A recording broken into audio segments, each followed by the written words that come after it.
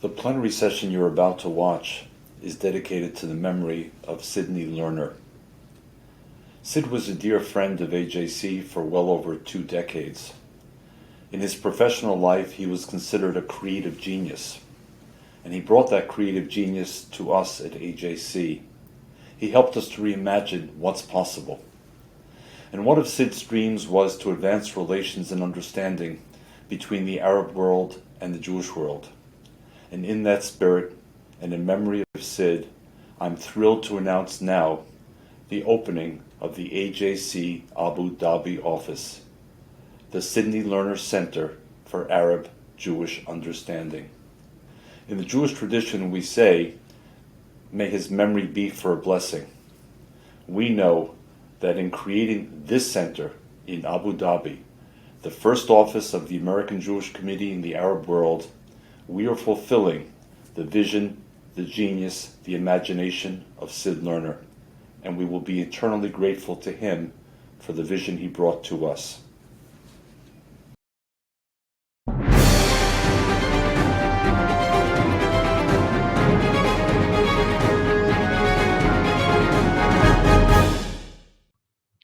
It's been the privilege of my career to work with David and our staff colleagues and AJC lay leaders from throughout the United States for more than a quarter century to open doors and open minds across the Middle East and North Africa, building trusting relationships with government officials and business and civil society leaders, addressing misconceptions about the Jewish people and educating ourselves to Arab realities, introducing the bold idea of common interests and potential synergies with Israel, and in the process, meeting a great many American diplomats, effectively serving our country in often challenging circumstances.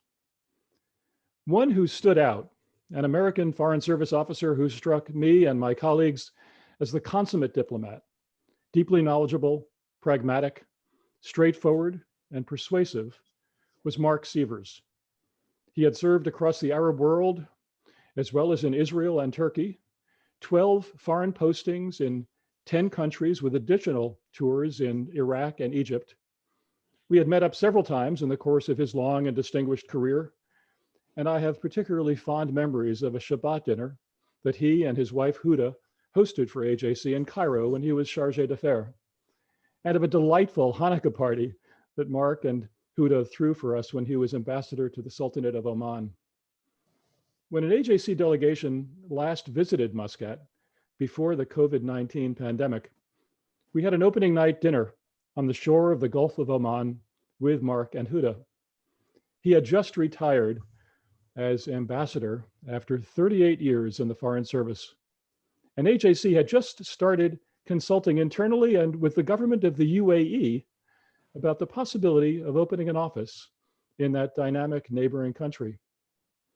Our delegation was captivated that night, and from that moment until we were able to finalize our plans, it was clear to us that we had found the best possible choice to lead the first AJC office in an Arab state.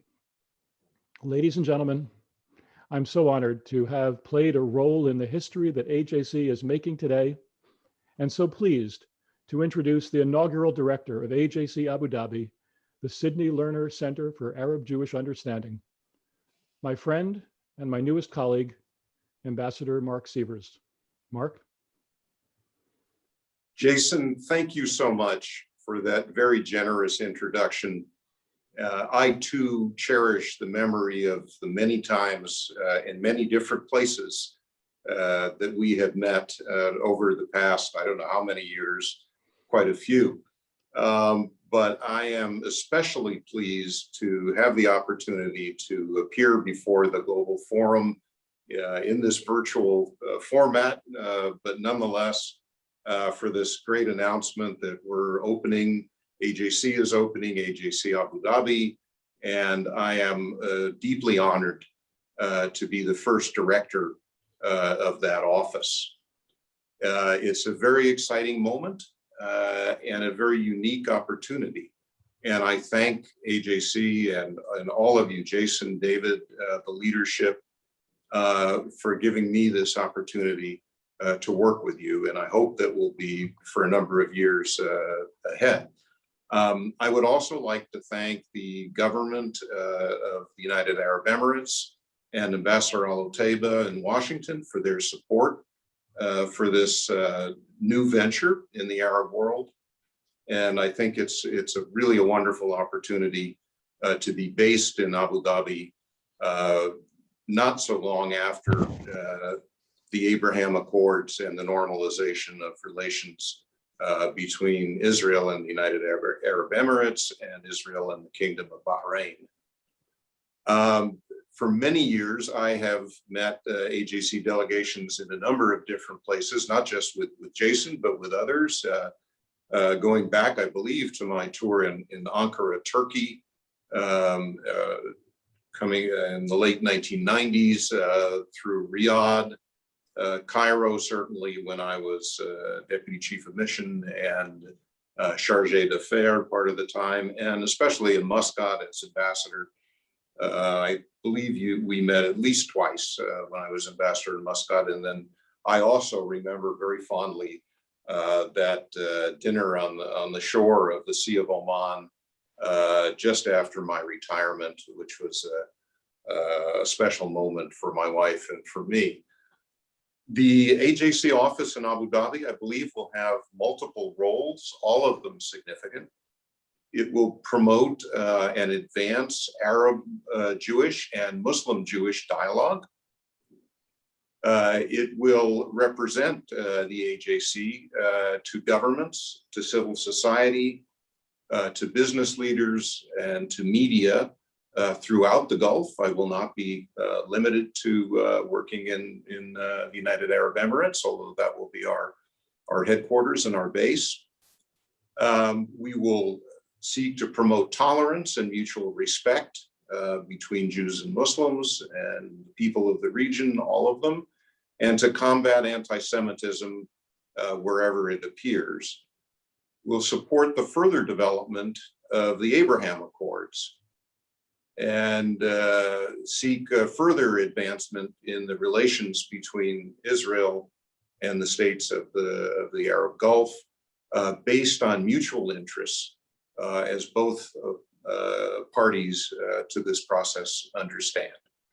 And I think lastly, but also very significantly, we will be an additional channel between the Gulf states and the United States, between the Gulf states and the American people, and because of AJC's wonderful relations with the US government, with the Congress, between the Gulf states and the US government in its various aspects. So this is a very, very exciting opportunity. More specifically on some of the countries, I look forward to deepening our ties with the Kingdom of Bahrain. I've already been working with the Association of Gulf Jewish Communities, which is based in Manama, but has chapters all over the Gulf. And I certainly look forward to working with the Jewish community of the Emirates, which is based in Dubai, where most of the Jews in the Emirates live and work, and to working with the two wonderful rabbis, Rabbi Sarna and Rabbi Abadi. Rabbi Abadi, of course, who's resident in Dubai, and Rabbi Sarna, who commutes from between New York and Dubai. I'd like to say something about the spirit of tolerance in Oman, too. I've had a wonderful, my family and I have had a wonderful experience living in Oman. We're here now about 5.5 years. It's been a great opportunity to appreciate Omani society and to get to know the Omani people. And as a very senior Omani official mentioned to me recently when I told him that I was taking this job in Abu Dhabi, he said, please don't forget that tolerance in the Gulf began in Oman.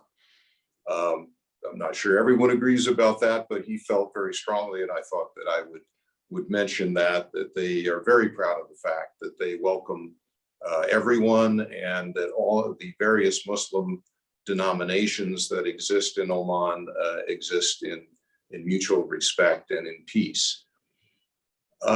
Furthermore, I'd like to build on the AJC's longstanding engagement with the Kingdom of Saudi Arabia. I served in Saudi Arabia in the late 90s up until 2001. I left only 2 months before 9/11. It was a very interesting time, but it's a very different Saudi Arabia today.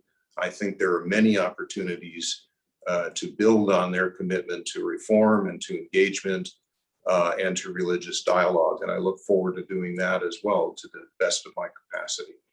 So I'm grateful to the AJC leadership for offering me this position. I look forward to working with all of you, and I'm delighted to be part of the Global Forum. Thank you.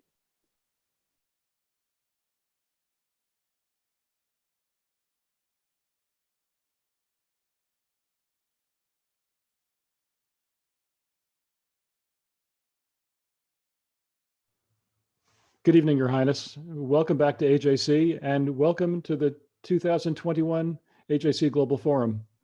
It's so good to be with you again. Well, it would have been better if I was there in person, but technology is great. So thank you for giving me this opportunity. Let's jump right into a round of questioning that I've prepared, Your Highness. In an online meeting that you had with AJC leadership last fall, we discussed a wide range of issues, including, of course, the Abraham Accords, and I know we'll be going into that in some depth shortly. But when we spoke about, it was about 6 months into the pandemic, vaccines weren't yet in wide circulation.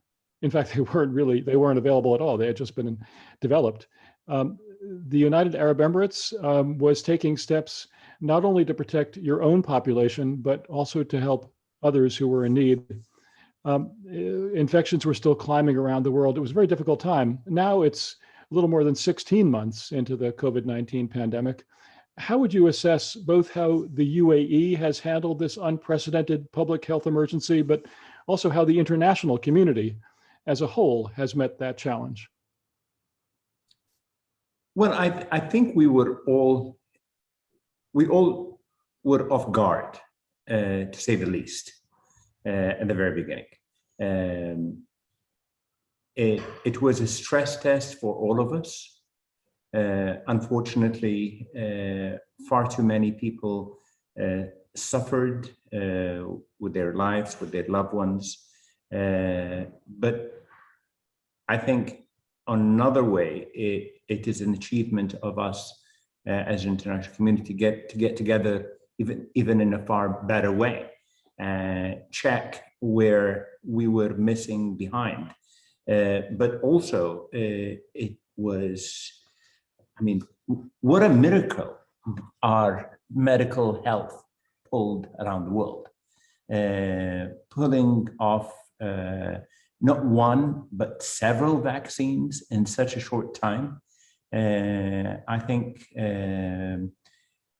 we would always be very grateful for the researchers, for the developers, for nations who've managed to pull this through. But I think the main question that we will all ask ourselves, are we better prepared for the next pandemic? And are things opening up now in the UAE? They are. I think the bigger challenge is going to be just after summer, how are schools going to reopen? Will the vaccines protect the community, and for how long? I mean, there are different views on how long that vaccines would protect, but I think we are all just learning. We have to be very vigilant, obviously. We have to be gradual in opening up, but also we should, in the meantime, keep in mind that the global system does not suffer as it's been suffering. I mean, travel, logistics, us just meeting each other in person I think we've all been missing that. So let's hope for the best. I certainly miss it, Your Highness. Let me switch gears. There's a tendency, a common tendency in American politics, as you know very well, to begin any new administration with a promise to focus more attention at home than abroad. And in the case of foreign policy, certainly in recent years, a shift to focus away from the Middle East and toward other regions. From your perspective, is the United States today any less of a presence in your region, any less of a power than it has been? And what would be the implications if it were to pull back? Well, the United States is definitely a friend, a partner to many of us, and a partner that we rely on not only in terms of security, but in terms of science, in terms of technology, in terms of being aspiring for more development, being more creative, and it's not about America's physical presence, but America's prestige and America's ambition, which have affected the globe effectively. So obviously there are concerns. Will the United States be able to cover so many regions simultaneously at a time where it has its own challenges? I know that there is a lot of debate in both parties, but also there is a fatigue on the American side. And I can understand that. I mean, part of it that the region like the Middle East has been quite problematic, to say the least, and at the same time has not been capable in developing its own capacity when it's required. So when I look at success models, or I look at good governance coming out of the Middle East, I'm sure that would not only encourage our friends around the world to continue their engagement, but also would encourage the Americans and the American government in continuing to do so. Maybe in a different way, in a different forum, but definitely to continue to do so. But also developing your own capacity, as you've just said, in so many fields, in particular in the security field. Well, I mean, COVID have taught us that security is a much broader word than we used to think about. So yes, obviously security, but in a much broader sense, yes. Your Highness, as you know, in the AJC Global Forum just 1 year ago, your Minister of State at the time, Dr. Anwar Gargash, spoke with us about a Middle East in transition, in which it was newly possible to create greater cooperation, historic cooperation across national boundaries. It was made clear to us that the UAE is committed to the cause of Palestinian statehood and sharply opposed to West Bank annexation, an issue that was very much present when we were discussing this last year. But it was also made clear that your country saw the benefits of cooperation with Israel.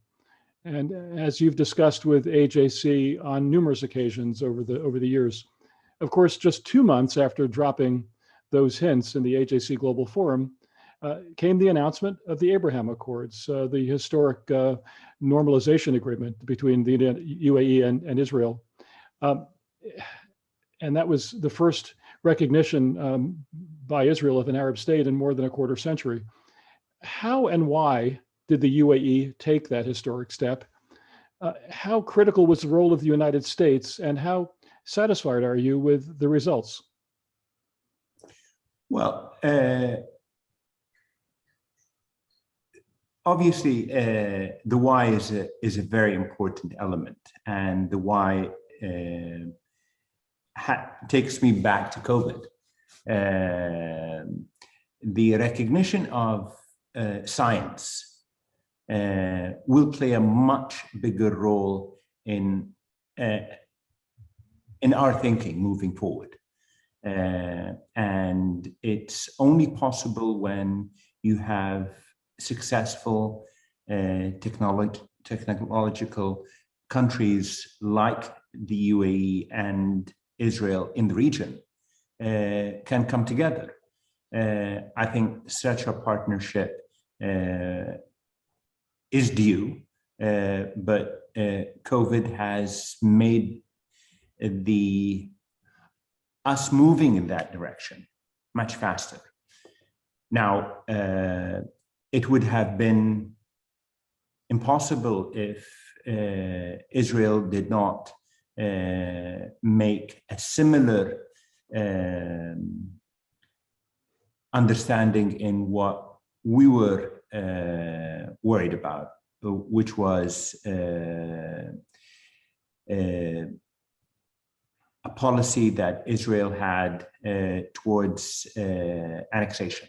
And that was a very problematic step, not only for the UAE, but for many friends that Israel had for the last 60 or 70 years. I think that Israel made the right decision.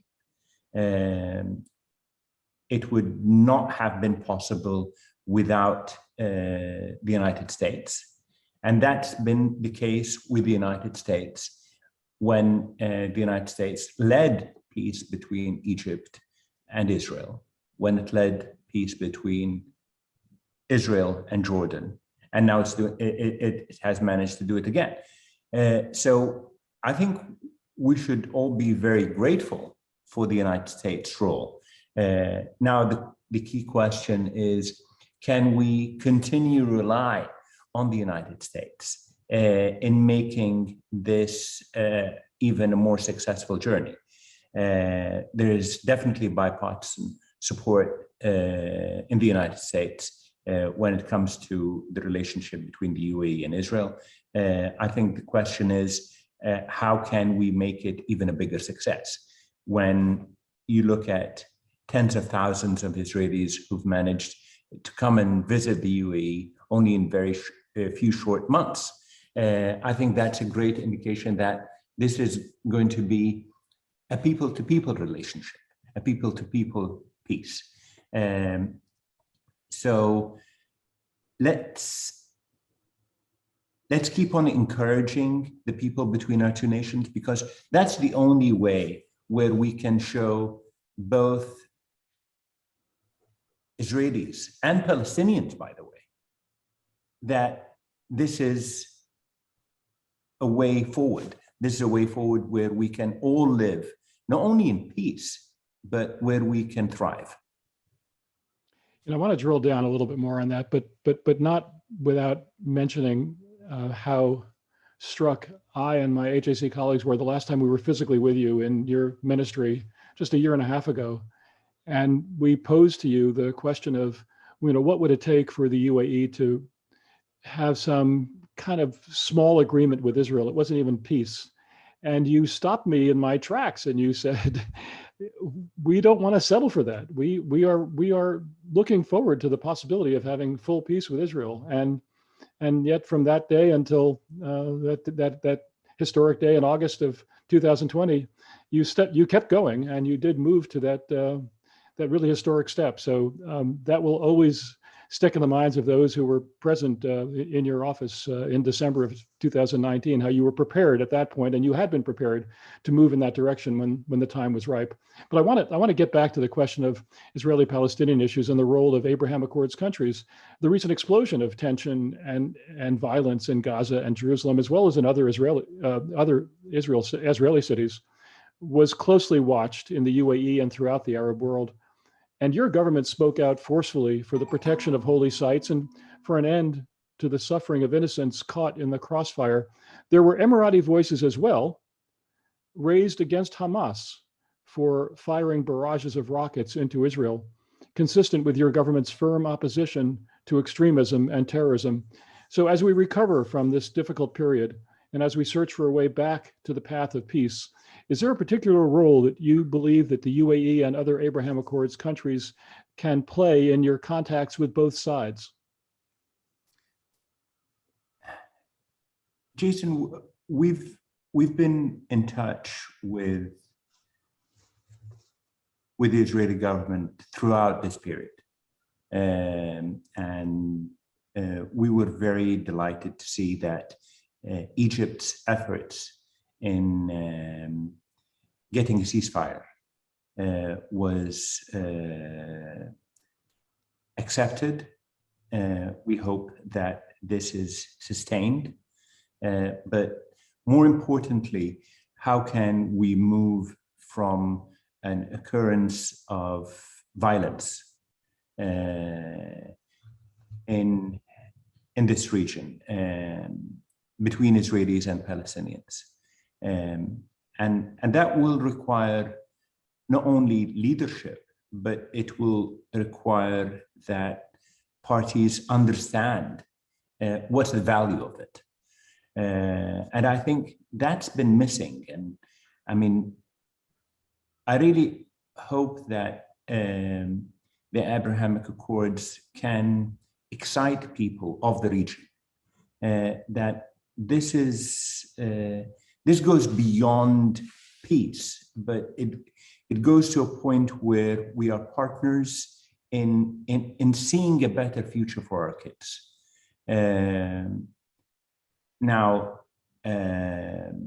our friend Secretary Blinken has been very active, and I'm thrilled that the United States still values engaging between Israel and the Palestinians. But as we all know, it will require strategic thinking on both sides. And we've been missing that. It's not about who's leading which side, but I think imagination has been quite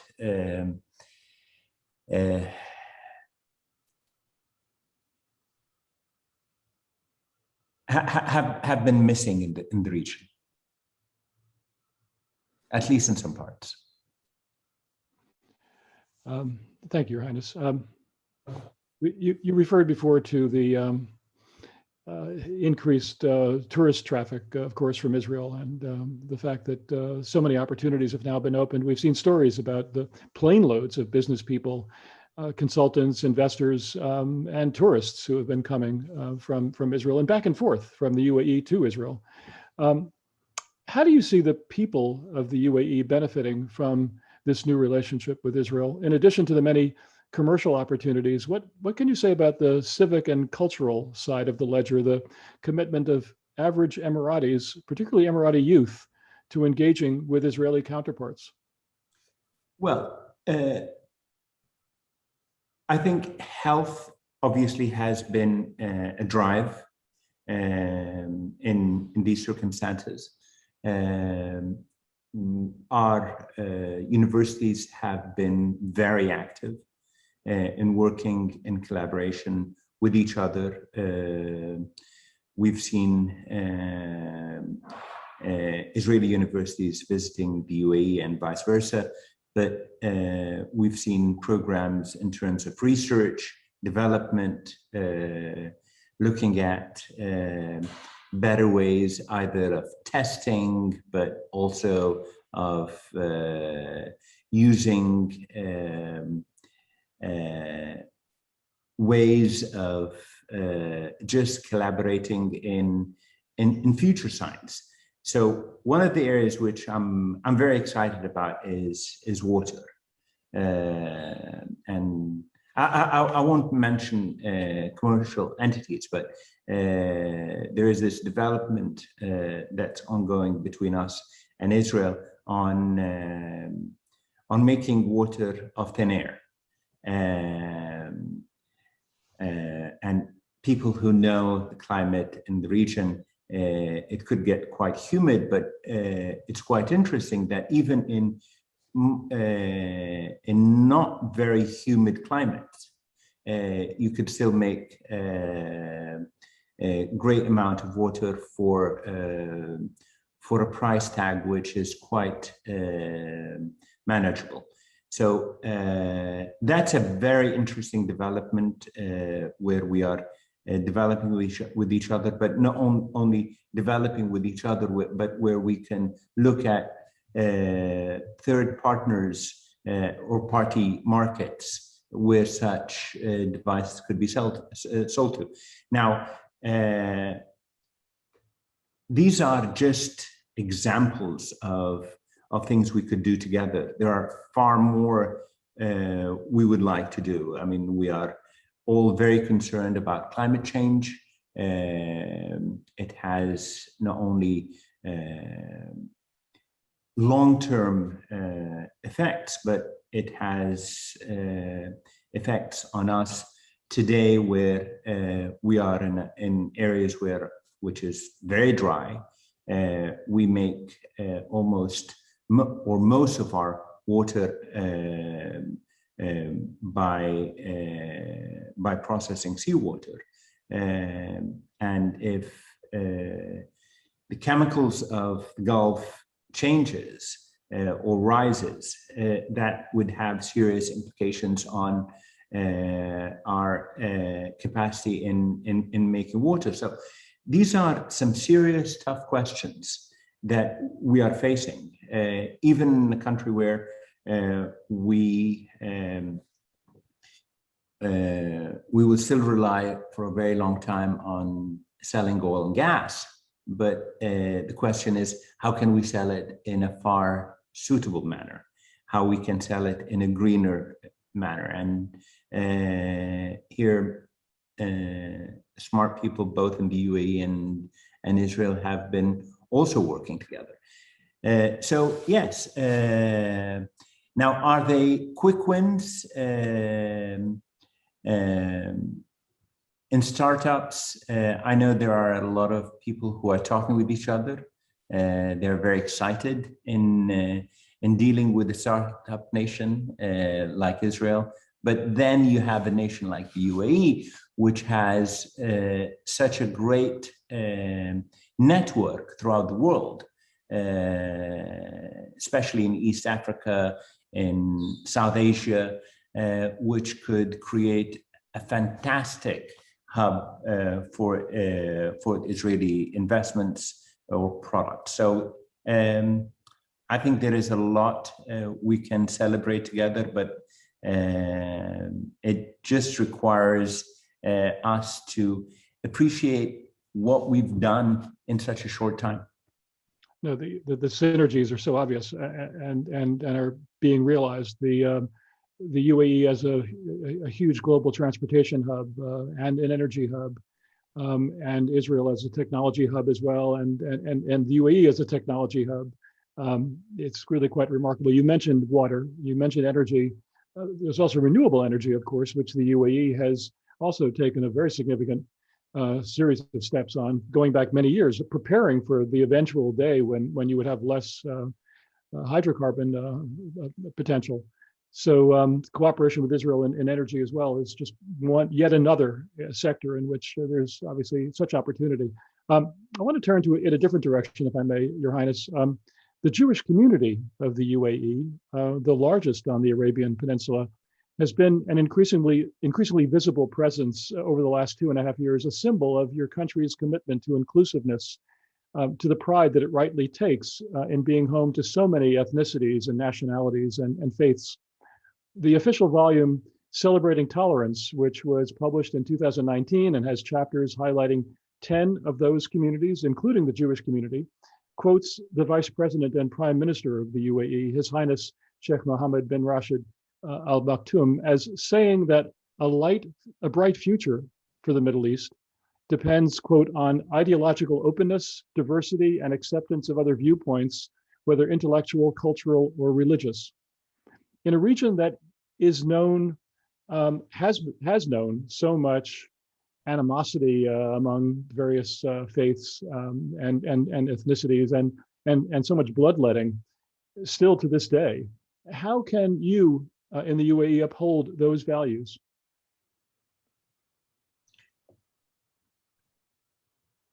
Well, we are a commercial hub. And if we want to continue being a successful commercial hub, we have to be a place of diversity, of openness, of trade. I mean, the region has been advocating that we have to rely less on oil and gas.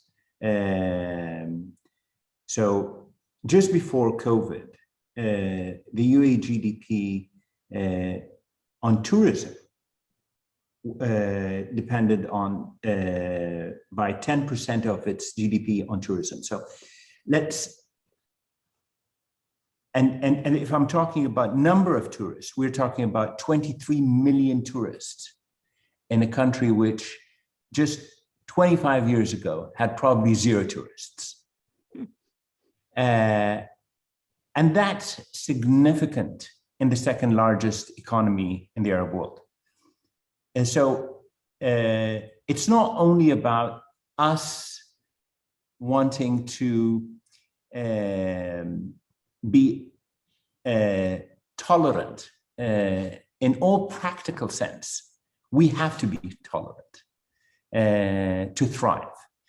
We have to be tolerant to be a better and a more successful country in a challenging neighborhood. I mean, this is not the most peaceful neighborhood you'd like to be in. So just managing to get an economy thriving, a very diverse country, 200 nationalities, every single faith you could think of is present and publicly practiced in the UAE. I think if we decided any other way, we would not be faithful to our people and for our success. Thank you, Your Highness. Further on the question that I posed earlier about the continued U.S. commitment to the Middle East, I want to focus on the longstanding U.S.-UAE strategic partnership, our country's close cooperation on Gulf security and counterterrorism, and the shared assessment by Abu Dhabi and Washington of the major threats to peace and stability in your region, specifically in the case of Iranian aggression and the most effective means to address it. Do our two governments see eye to eye? Jason, I think the question that we don't ask ourselves enough is how much are we doing in terms of addressing extremism throughout the world? And that's been a huge challenge. I mean, I know you and I and your partners have talked about this several times previously, and that's not been a very effective effort by the international community. We are our threshold in challenging extremism and radical ideas has not been appropriate. And it's not about having different views on different matters, but incitement cannot be accepted. Hate cannot be accepted.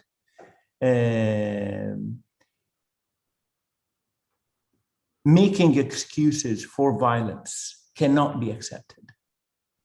And for a very long time, we have been reluctant in addressing these matters, not only on other countries, but even in our own communities.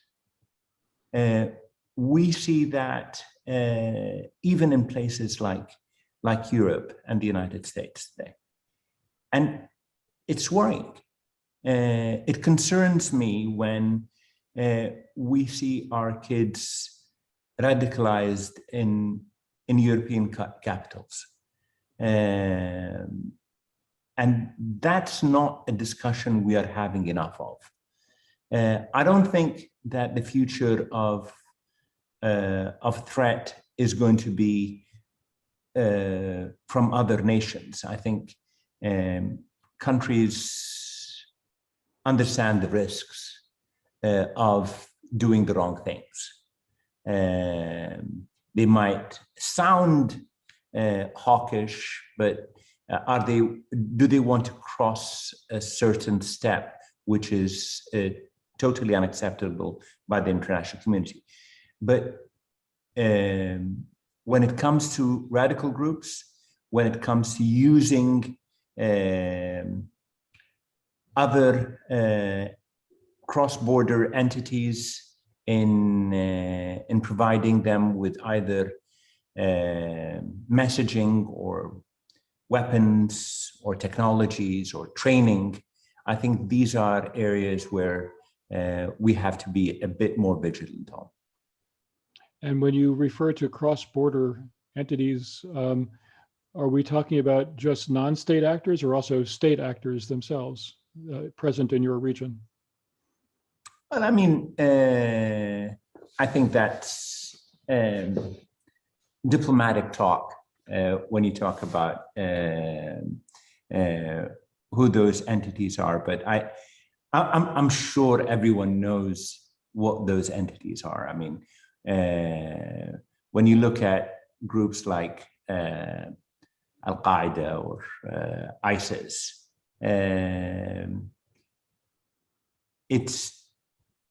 it's easy for most of the international community to talk about. And it's very unfortunate that countries are more reluctant to talk about groups like Hezbollah or Hamas or the Muslim Brotherhood in a clearer manner. But obviously,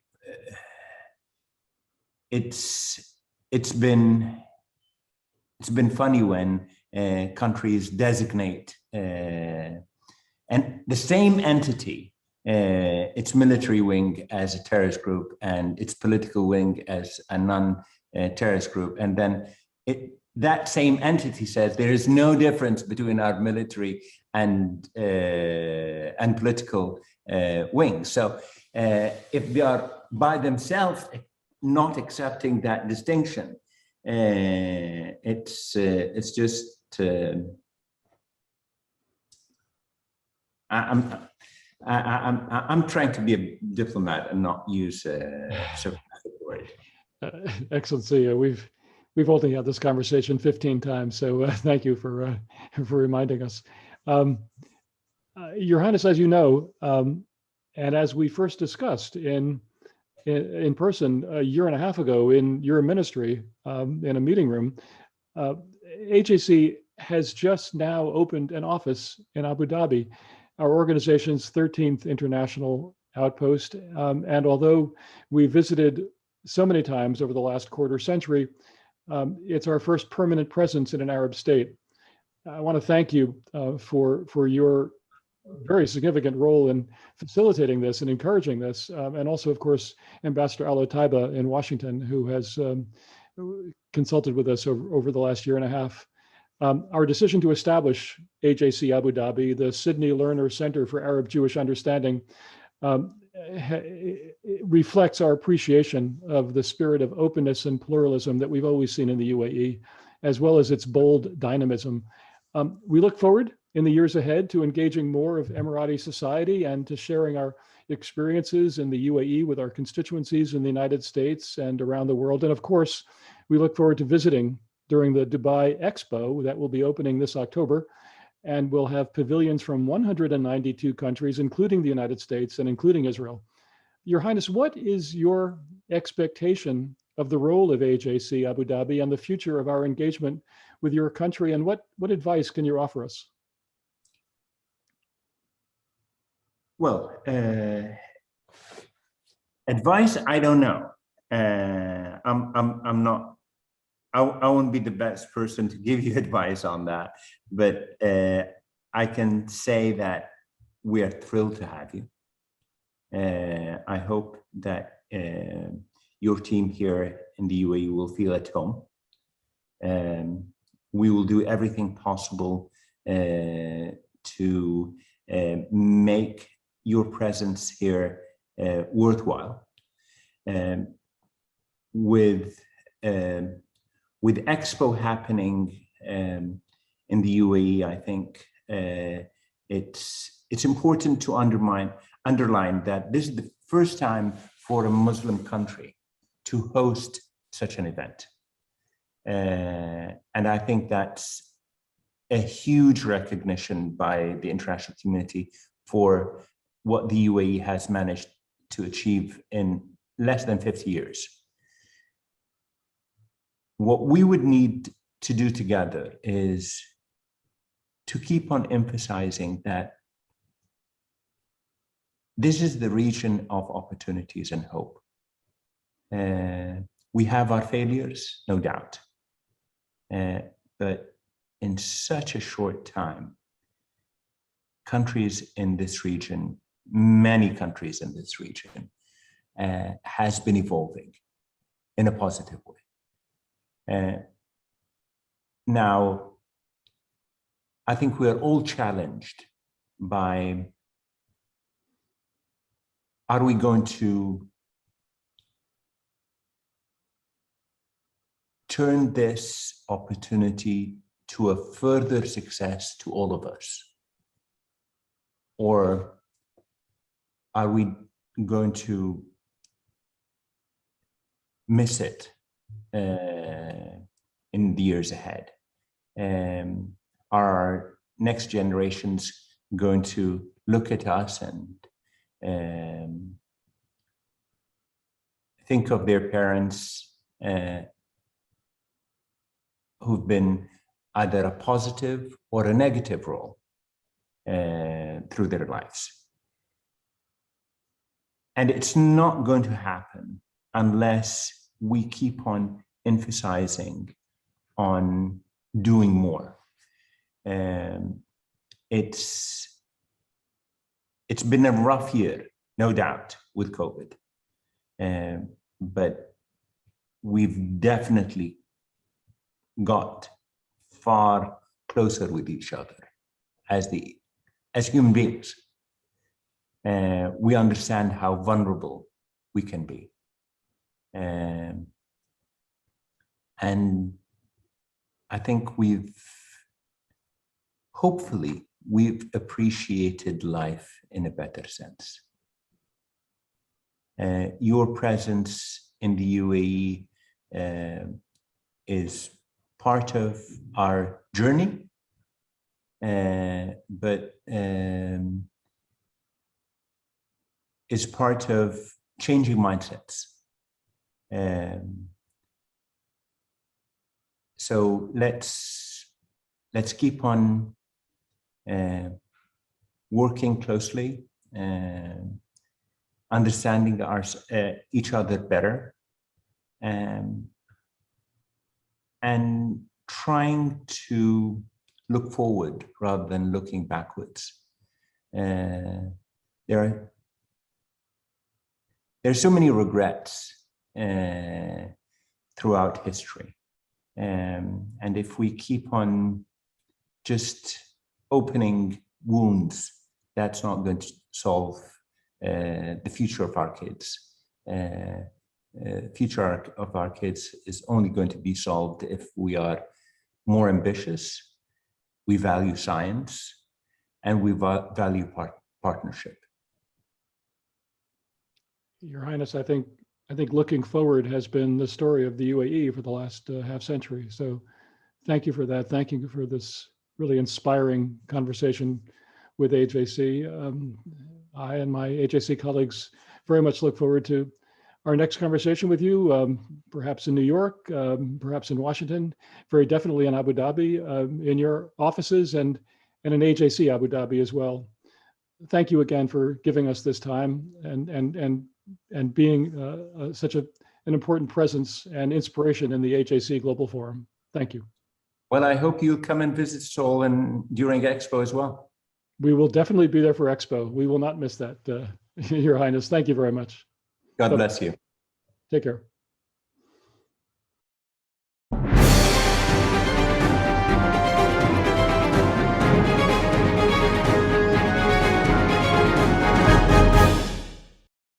Hello, my name is Debbie Saidoff, and I'm speaking to you from Tel Aviv, Israel. It is my great honor to be the National Chair of AJC's Project Interchange. We know that when it comes to understanding Israel, there's really no substitute for an on-the-ground experience. Project Interchange began with a bold idea: to bring key decision makers to Israel to learn and draw their own conclusions about the country. For more than 40 years, Project Interchange has provided in-depth insights to the diversity, the democracy, and the complexity to over 6,000 leaders from more than 115 countries. PI shows the real Israel to prime ministers, diplomats, civic and religious leaders, university presidents, and media elites. In the spirit of reimagining what's possible, one of the themes of this year's Global Forum, today we are announcing two new bold ideas. Going forward, in addition to visiting Israel, many Project Interchange delegations will also have the opportunity to visit one of the Arab countries that have recently reached normalization deals with Israel, including Bahrain, Morocco, Sudan, and the United Arab Emirates.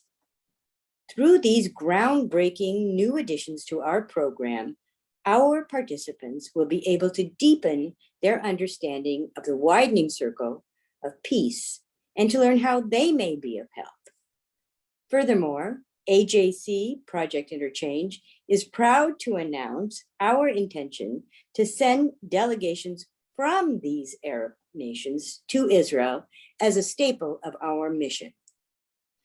Through these one-of-a-kind experiences, many more individuals from the Arab world will be able to experience firsthand something unimaginable just a few short years ago. While PI has already brought hundreds of Muslims to Israel from Asia, Europe, and the United States, this exciting new endeavor will be another important step in the Muslim world's increasing engagement with Israel. We're thrilled to play a part in the deepening of these relationships and to be reimagining what is possible in the Middle East.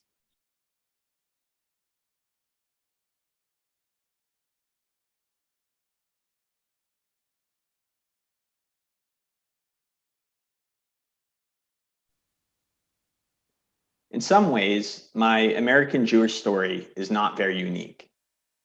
My family immigrated to the United States in the early 20th century from Eastern Europe. I grew up on the North Shore of Long Island in a very Jewish neighborhood. I went to a four-year college in the Northeast, and I became a lawyer. But in other ways, my story is uncommon. I joined the US military after college, and I served for 4 years.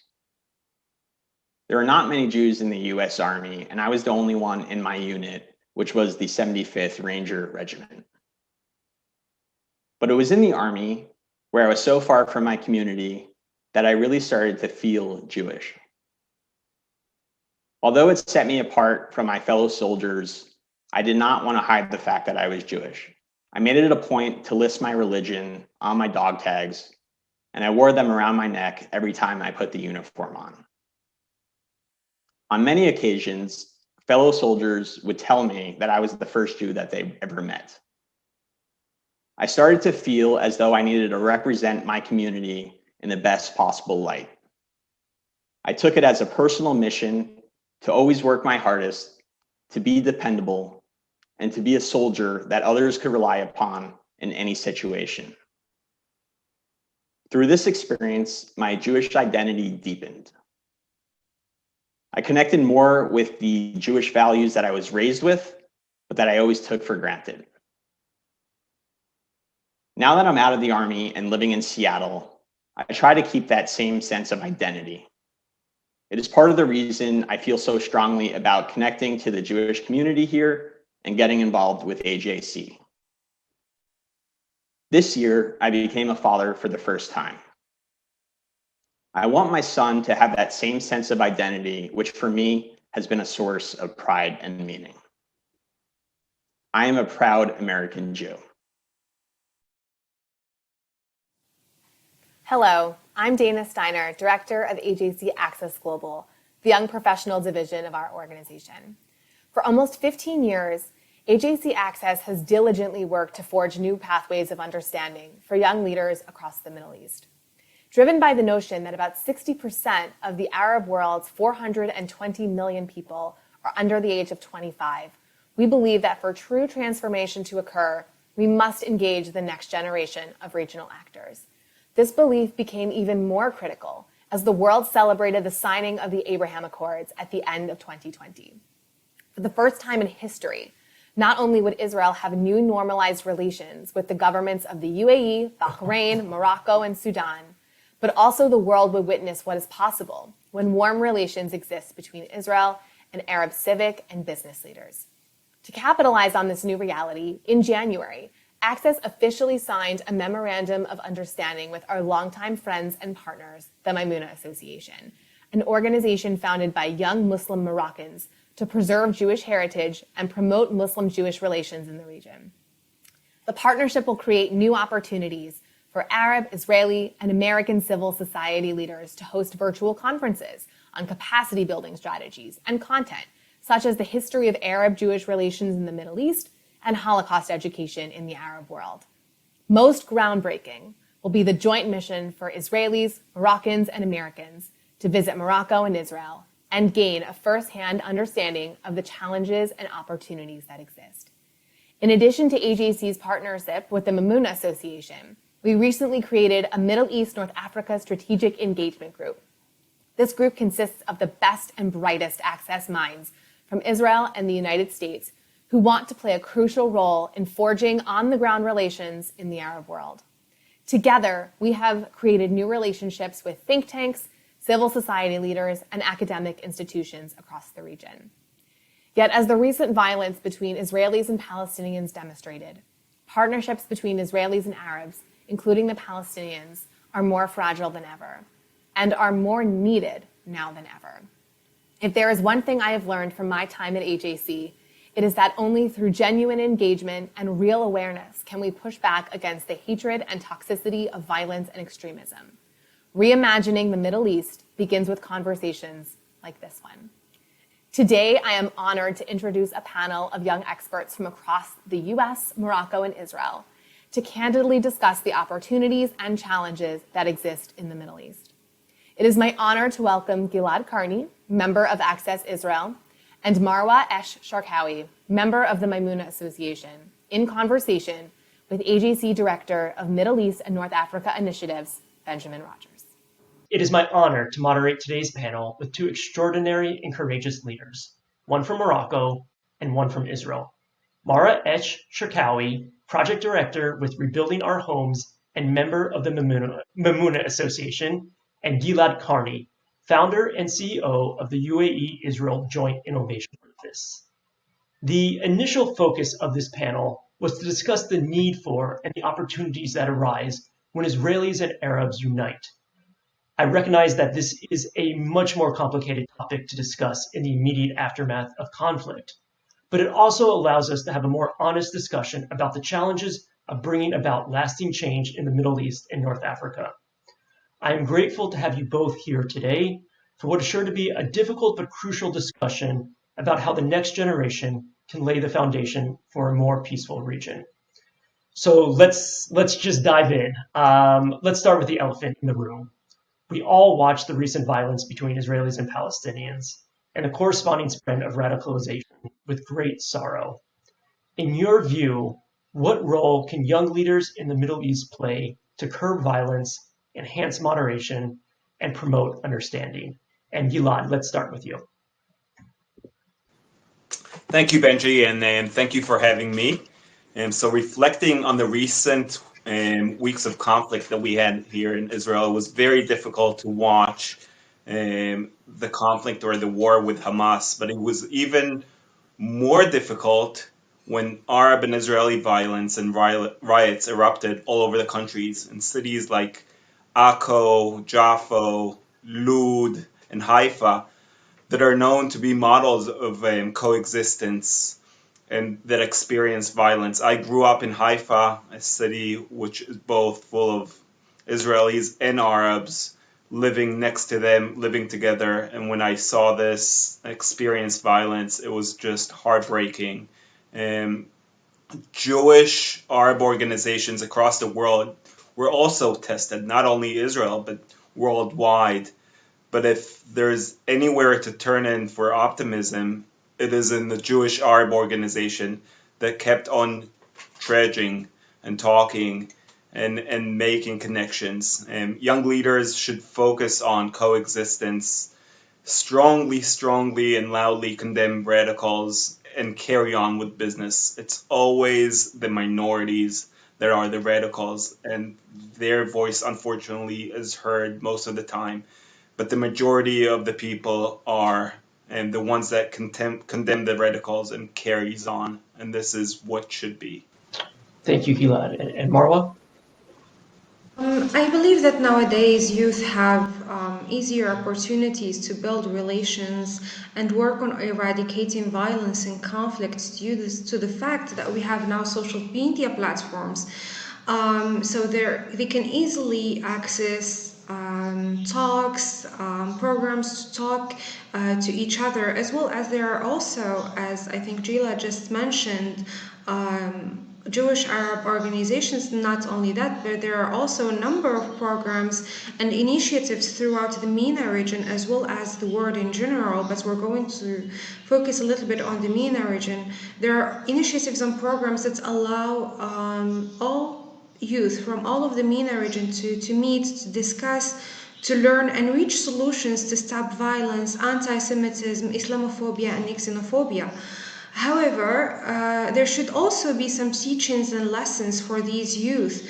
We cannot just give them access to social media and such on without any learnings, because that's, I think, is a crucial and important thing to do, which is why we in Mimuna Association, as an example, we bring youth to learn about the shared history and heritage that was and is still in Morocco between Muslims and Jews as a unique example of coexistence in the MENA region. That being said, I also would like to stress on the fact that yes, we do all the time call for youth to engage, call for the next generation to take part in stopping violence, in combating anti-Semitism, Islamophobia, xenophobia, and all sort of hate speech. But at the time of taking the decision making, most of the times the youth are being excluded. So I think at the same time as calling for their help, we also need to take into consideration the decision-making process and invite them into the table, because I think this work is, in the future, it's going to be for this generation. So I think we also need to focus on that a little bit and give them a chance to, with the resolution and solutions that the youth can come up with, to take them into consideration in the decision-making process. Thank you both. I think those are two very important points. Moving on, last year the world watched in amazement as the historic normalization agreements were reached between Israel and 4 members of the Arab League. How do you think the recent accords between Israel and Morocco can help build understanding and cooperation? In your opinion, can these agreements play a role to help further deter conflict? And how do you think the cultural and historical connections between Morocco and Israel help create genuine bonds? And Mara, we'll start with you this time. Sure. So I think I would like to stress on something is that in Morocco, the term normalization is a little bit cannot be correct because the relationship between Morocco and Israel actually is a resume of relations between the two countries and not normalization. Now I'm going to talk a little bit about the deals and the bilateral cooperation and deals that have been signed between the two countries. I think one of the most important things that will allow, for example, it will allow the Moroccan descent, the Israeli from Moroccan descent to actually visit the country easily without having to go through multiple layovers all over the world. For example, now they have to go through Dubai or they have to go through Turkey or through Europe. So that will facilitate things in the near future. Just similar for them, similar as any Moroccan or live in or reside in abroad or was born abroad. They can visit with no layovers, as I have mentioned. Also, the case of Morocco, for example, Moroccans still remember up until today their Jewish neighbors who left Morocco. They still remember the memories, the reunions they used to have, the celebration, for example, the Mimouna celebration. It is still remembered here. So the allies of the Millah and all of the Moroccan cities still have that Jewish atmosphere to it in Morocco. And we in Mimouna Association try to preserve this shared heritage and history. So as Moroccans learn about it, the youngsters, the Moroccans learn about it, and also to make it possible for the ones visiting the country and the land of their grandparents to have this bond and connection to Morocco.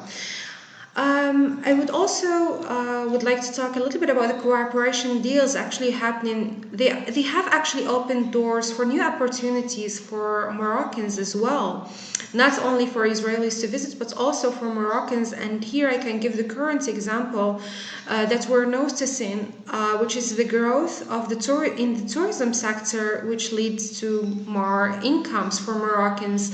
Mimouna, as a Moroccan association, saw the need for an education on the Jewish history and heritage, traditions as well in Morocco, along with Hebrew teaching, Hebrew learning, so as to benefit the tour guides as well as those interested in the tourism field. So in partnership with its US allies, we're now providing Hebrew classes as well as classes on the Moroccan Jewish heritage. This is just one side of possible cooperation taking place in Morocco. But I also believe that not only the tourism field, but it can be expanded to multiple fields and at the end benefits both communities in the larger sense. Thank you. And Gilad? Yeah, Maroy, that's wonderful to hear. And I totally agree. The histories of the Jews and the Arabs were always intertwined. It was the case in Syria, in Egypt, in Iraq, and especially in a place like Morocco. On a person-to-person level, Moroccan and Jews can now get to know each other. So many, like you mentioned, so many Moroccan Jews are traveling to Morocco to visit their old homes, their neighborhoods, their synagogues, and reconnecting with what is part of their identity of many of the Jews here in Israel. I think there's about 1 million Moroccan Jews in Israel. So 1 out of 9, 10 Israelis have a Moroccan descendant. Moroccans can also now come visit to Israel, post-COVID, when the borders open up for foreigners in Israel. And they will visit important spiritual sites and pray in an Al-Aqsa mosque, which I think a lot of them didn't think would be possible ever. And with many focus on politics, a major aspect of normalization with Morocco, which is overlooked, is that Morocco is becoming the first North the first country in North Africa in the Arab world to teach Jewish history and culture in schools. And I think this is critical because even if there are bumps in our relationships, education will help connect our people. And teaching Moroccans about Jewish history and organizations like yourselves, which does that, I think, helps that connection. The stronger the bond is between Israel and Morocco, the more likely it is that Morocco can be an effective partner in establishing peace in the region. And politically, a country with, generally speaking, was a neutral foreign policy, it can now play a larger role in the Middle East diplomacy. And I think Israel could take advantage of that if we establish the right positive relations with Morocco. Morocco has always covertly played a role in peace talks before, but not to mention Morocco and Israel will be able to mitigate conflict by sharing intelligence, counting terrorism, both in the Middle East and North Africa, which is important for both countries.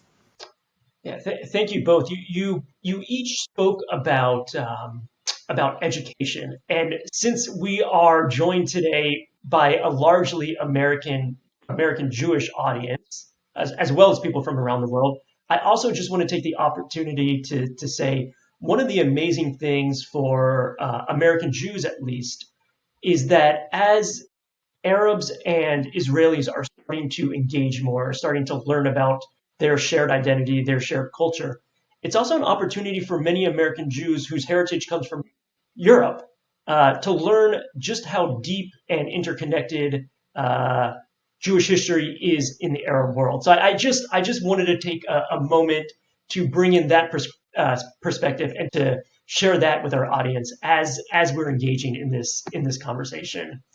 Moving on to our next question.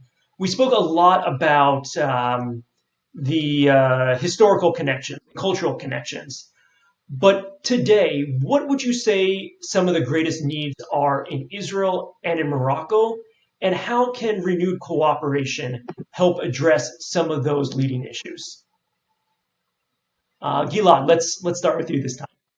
So thanks, Benji. So trade, it's no secret that there was always trade between Israel and Morocco. It was growing covertly prior to the normalization that was just signed. But the normalization opens a lot of doors for direct investments. Israeli agrotech companies can be very beneficial in North Africa, where agriculture is a huge industry. For example, the irrigation company Netafim has been working in Morocco, as far as I know, for some times. Now, other Israeli companies will be able to conduct business directly with Moroccan companies, and more opportunities will arise from that.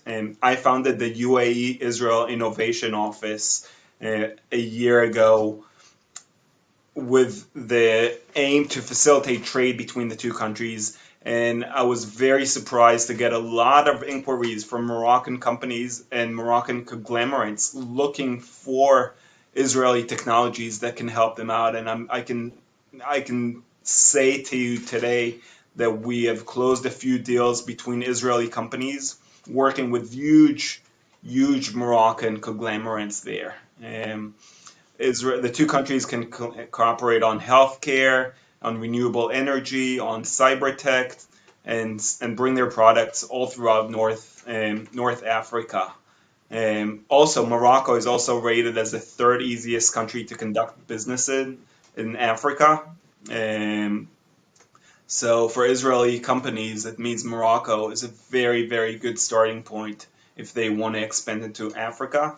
And now, as we mentioned, tourism is a huge part. I think the Moroccan tourism ministry says they expect 200,000 Israelis to visit Morocco per year post-COVID. So this is another huge industry which will thrive after COVID restrictions are lifted and post-normalization agreement is signed. And Marwa? Well, I think Gilad has talked about most of the things that could be reached between the two countries when it comes to cooperation. I would like, for example, to say that the greatest needs in Morocco are employment, better education, and better health system. And with the future cooperation, this could lead to a rise of employment, as I mentioned previously, concerning the tourism field, for example. The Ministry of Tourism has said that it's going to reach 200,000 tourists per year, which is very incredible. And also, it can also possibly be in fields such as tech, technology, cyber attacks, as Gilad said, but also that depends on the kind of cooperation that could be possible in the near future. As for education and health system, I also believe that the sharing experiences between the two countries could actually benefit both of them in that matter. For example, here in Morocco, we have started teaching for primary schoolers about the Jewish heritage in Morocco, and that could actually move forward in the near future. So I think that's very important for the cooperations, not only for Moroccans to understand that there is a Jewish presence in Morocco, but also for the other parts, for them to know that the Jewish heritage and history is welcome in Morocco as well. All right, we're coming to the end right now, but in a few words, how would you describe the future of engagement between Israeli and Arab partners? Marwa, let's start with you. Okay, sure. Well, I could only speak to that matter as a Mimuna member, part of Mimuna Association. What we do is not only preserve the Jewish heritage, traditions and history, but we also open the door for dialogue, understanding between Muslims and Jews from different generations and different places, which is why we actually hold the Moroccan Jewish University. And I think I'm pretty sure AJC Access has participated in that and joined us. And I think it was a great experience for all of us to learn from each other and understand each other. The MJU is one of the programs that allows Moroccan youth to learn about the Moroccan Jewish heritage. And this year we want to expand the MJU and open it not only to Moroccans, but also to all participants from the MENA region, which includes Israel, so as to allow the youth to learn about each other, to talk, to have a discussion between each other, to reach understandings. This, I'm pretty sure, will lead to combating anti-Semitism, which is on the rise now, Islamophobia as well, and hate speech in all of its forms. Also, we insist in Mimuna Association to build bridges of mutual understanding between youth, and I think in the near future that could be possible with the cooperations. So I think Israel needs to continue in being Or Lakoim, which is light into others. And I think the Abrams Accord connect an otherwise very, very fragmented Middle East. And I believe this will help the region flourish.